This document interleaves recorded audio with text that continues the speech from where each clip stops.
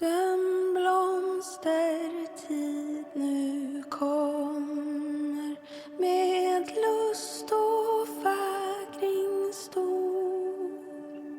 Du nalkas ljuva sommar. Hey, hello, I'm Kråkan, also known as Corvus Cornix, and welcome to Yacc, yet another Crowcast where I pick a game, I play it for a week, and then I'll talk about it. This week's game is Bramble the Mountain King for the PS4. It was released last week, this year, 2023, and it's an adventure horror game that has a lot of ties to Swedish folklore and mythology, developed by Dimfrost Studios and published by Merge Games. Also, there will be spoilers, so be mindful of that. But first, a little backstory. I heard about this game on Twitch, on a channel that I regularly visit. They talked about this Swedish horror game set in the folklore setting, like mythology and stuff. And I was like, that's interesting. How often do you hear about a Swedish horror game set in that kind of setting, I guess? So the game starts you out. You're a little kid waking up from a nightmare, a blonde, blue-eyed Swedish kid. So you seek the comfort of your sister, but she isn't there. So you grab a candle and you start to explore the room. So as you start to explore the room, you quickly learn that the square button interacts with things. You have like a little white orb that appears in front of things you can interact with. So there's a troll painting on the wall, and if you go to the shelf, you can sort out your little tin soldiers.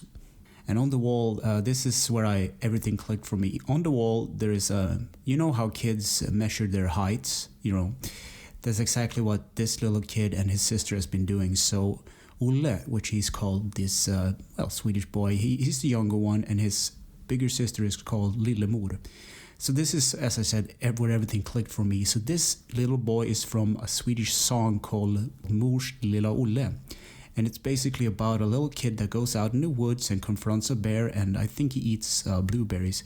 So this game, right off the bat, as a Swede, is kind of interesting, kind of unique, because it's also hard to talk about, because I know more of these mythological things inside and out, but for an example, like an American or from someone from another nationality, they will not understand the reference, and it's hard to explain exactly how things work in the culture setting. So after a bit of exploring, Olle realized that his sister has climbed out the window, so they don't disturb the mother from her beauty sleep, I guess. So he puts on his clothes and he leaves in the middle of the night, climbing out the window, which is a terrible idea. So right off the bat, this game looks really good, really pretty. It actually has this thing where, if you've ever been in a lush forest, it's that kind of rendering. And I think this game was made in the Unreal Engine, so everything looks like it looks like a fairy tale. So walking along a path through the forest, you will encounter these small pine cones-like figures. And I used to do this when I was a kid, or we had these hikes out in the woods, and you basically take a pine cone and you put like sticks in them and make figures of them. And these are scattered throughout the trails leading up. And a little bit further up on the path, I got jump scared. I was not prepared for it. There was this deer that just jumped straight over the path. So a bit further up on a trail, you balance on some logs and you do a bit of jumping. You jump with the X button. So I found this shed where Lillemor used to carve her, like wooden carvings, like figurines in wood. So I think this is a reference to another fairy tale, which is Swedish. The same author that wrote like Pippi Longstocking, and the story is called Emil, and every time Emil did something bad, his father would chase him out to the shed and lock the door.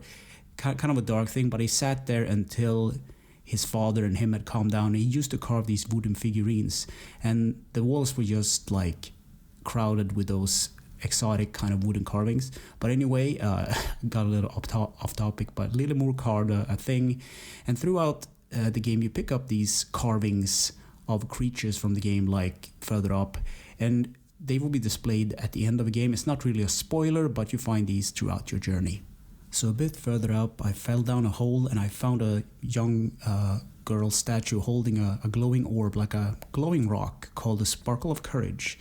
And then some time later, I climbed a small mountain while there was this singing. It's hard to explain, but it's a form of Swedish singing where it's called the kuling, where you basically call in the cows, and for some reason the cows respond to this call. It can be beautiful, but it can also be kind of creepy. It's a type of throat singing. I can't do it, but it usually involves a lot of strength in the voice, if that makes sense. So at the top of this mountain you will find Lillemor, and you will start to play a game with this spark of courage. So it's basically, the spark of courage is basically like a stone, like a projectile. So you hold the L2 button to aim and the R2 button to throw the thing.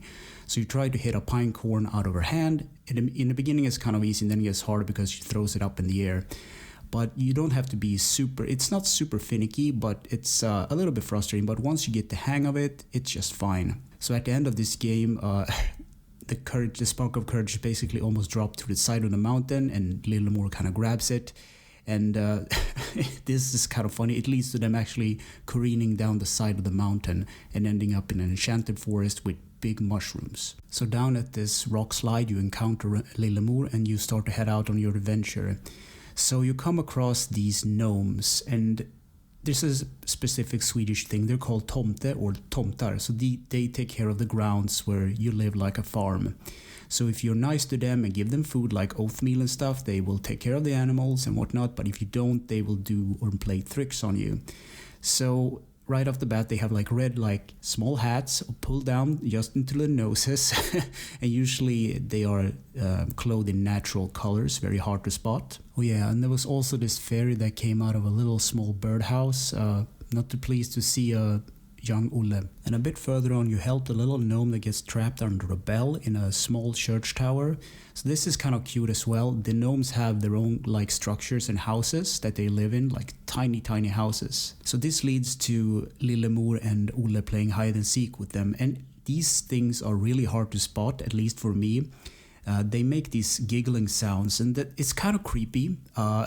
I watched a playthrough of this game this morning actually with Jacksepticeye, and he kind of nailed it. They kind of sound like small babies, but it's kind of cute when they're coming from these small kind of gnomes. But in real life, I think it would be super creepy if like a gnome would sound like a baby, because it's not natural.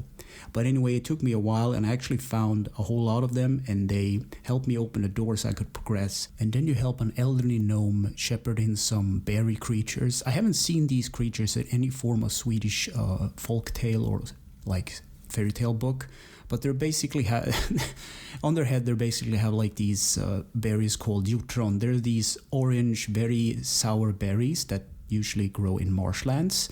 I don't know why they keep them inside these foliage. Do they eat them? Are they just for like petting? I have no idea.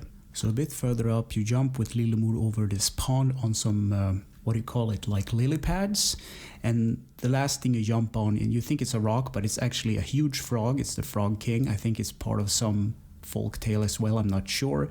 And the frog kind of licks Lillemor, and Olle kind of laughs at this, I guess. And he befriends the king of frogs. So he has this sweet little golden crown on his head, but he's super disgusting. So a bit further up the stream, literally, you have to, well, you learn how to sprint. You sprint along a log and jump to the other side and avoid drowning, I guess. So once again, you lose sight of Lillemor, and you have to, well, she gets captured by a troll. And the troll chases you and about to eat you, but you jump into the water and you drift down the stream.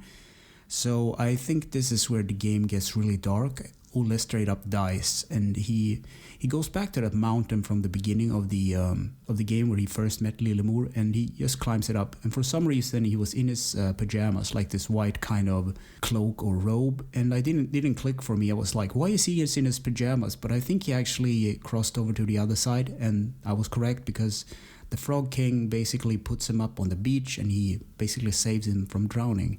So this game starts out really pretty, like a fairy tale, but it gets really grim and dark. And at the end of the game, I was like, this kid has to be like traumatized from all of this. So with new life in my body, I started to explore, and I walked right into a bear trap, and it was brutal. If you know, what's the game called? Little Nightmares.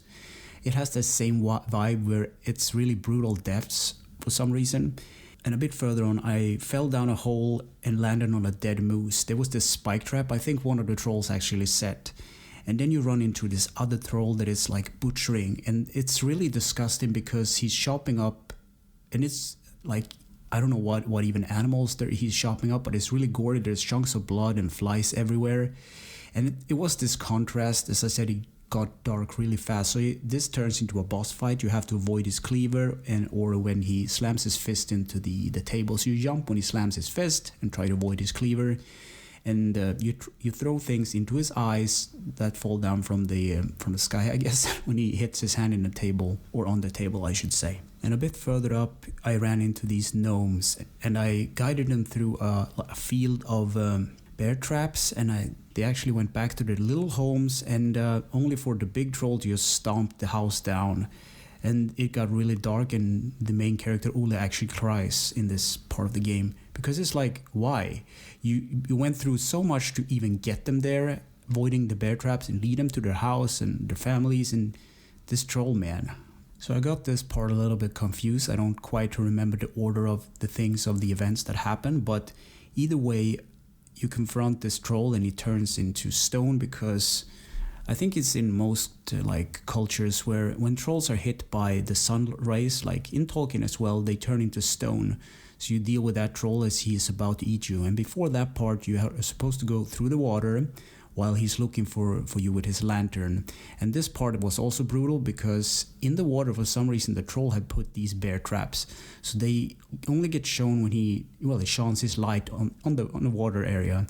But the amount of times I died in this part was kind of ridiculous, and the checkpoints were really far apart, so I had to do it over and over and over again. But it's a minor inconvenience. Otherwise, the checkpoints are kind of near and not too far between. But this part, for some reason, they were scattered out in very long laps, if that makes sense. And a bit further up in the game, I say further up a lot, there is this a fiddle starts to play, and it puts Olle in a trance, and he slides down like a slide, and he ends up in a river area. And in the background, you see this naked man playing a fiddle. So this character is called Necken, and well, he's a man that drowns women and children in the lake by luring them with his fiddle play, which is kind of dark. So he's like, you see him in the distance, and he actually looks kind of beautiful, like a fair looking man, but he soon notices you, and you crawl through the mud and stuff, and he just appears, and he starts to chase you, and he crawls up on the beach, and he looks more like a corpse at this point. It was really, really they nailed this character down, because he's not pretty. He's basically half dead at this point. So he chases you up to these what do you call it? It's like a little waterfall area, I guess, like a running stream. And before that part, you will actually trying to avoid his shockwave from his fiddle, because of course he can do that. And when you reach the top of the stream, he follows you down. You have to avoid the edges of the so the current doesn't drift you into the stone, because that kills you immediately. So at the end of the waterfall, he actually grabs you, and you fall down a long shaft, and you kill the neck, and he actually breaks his back on a rock, and you manage to survive. So I don't want to spoil more of the game at this point, but I got pretty far ahead. There was this other boss, which is, I think it was in the trailer as well. I can talk about her. It's like a forest nymph, like a dryad, but it's called, in Swedish, it's called a skogsrå. So there's this beautiful woman covered in moss and different plants, and her back is hollowed out. And it's just like the character Necken, she lures men into a wooden clearing, and before they know it, it's too late. I think she kind of feeds on their life essence. It depends on the mythological basis of it, but mostly it's like a siren that lures men into the forests, and it's pretty dark. There's a lot of things in Swedish folklore that is kind of like that. Beware of the woods, don't go out at night, avoid things. So gameplay. Traverse the world and drenched with Swedish folklore and mythology in search of your sister. Control. The left stick moves Olle around. The left stick, or right stick I should say, is the camera. The square button interacts. The options menu or button brings up the options menu. You jump and climb with the X button. R1 is sprint. L1 is duck. L2 is when you have the spark of courage, when you aim with it, and R2 button kind of throws the spark of courage. Graphics. So this game looks really good. It reminds me of Little Nightmares and this other Swedish game called Unravel, where you play a little yarn figure, a little red yarn figure called Jarny. So especially when you're out in the wooden areas, it looks photorealistic, really, really pretty looking. And I think I said it before, but this game was made in the Unreal 4 engine. Sound and music. Martin Wave and Dan Wakefield made the soundtrack for this game, but there are a couple of songs that are based on, well, Swedish songs as well, so I don't know who to credit for that, but we have the Kuling, the voice singing. I don't know. It would be kind of interesting to know who that actually, the voice actress or singer was that performed that, because it's haunting and beautiful at the same time. So there is this other part of the game that I forgot to talk about, and it's really emotional for me, but you enter this clearing where green flowers with white bloom grow called vitsippor, and they usually bloom around the spring area, like springtime. And in the background of this meadow or area, there are big moose, and there's a lake down below with some lily pads and all. It's really beautiful, and the sun is shining. And then the song kicks in, and I almost cried because it's a very special song to me, at least. It's called Den blomstertid nu kommer. And for a little bit of like reference, so you guys would understand, at the beginning of the semester, like spring break, just before summer, all the Swedish kids, you know, they're the last day of school, and they go to church and they sing this song, and it's basically about summer, spring, and all this, and it's really beautiful, and it's so heavy. I'm almost crying about it right now, but it's so emotionally like charged that I can't handle this. I have to like calm down, take some deep breaths, because it was so long ago since I actually was done with school, but getting reminded of this song, then it's like all the memories kicked in, and I was like, yeah, I remember. And it's like, oh, this weird moment that I don't think I will ever live again. Easter egg, secrets, and glitches. So a lot of these references will completely fly over the heads of anyone else but the Swedes, I guess. So in the first room when you start a game, I guess, there is this red wooden horse called a dalahäst. And I don't really know the reference to this, what the horse kind of represent, but it's basically a wooden horse that's painted red and decorated with white kind of patterns. And it's one of those things that it's typical Swedish, but I don't know the reference for it. And throughout the game, you will see all these kind of trolls and all these other creatures that are from mythology. And it's kind of cool. There's a lot of, I'm just rambling at this point, but there's a lot of cool references that will completely fly over the heads of like anyone else.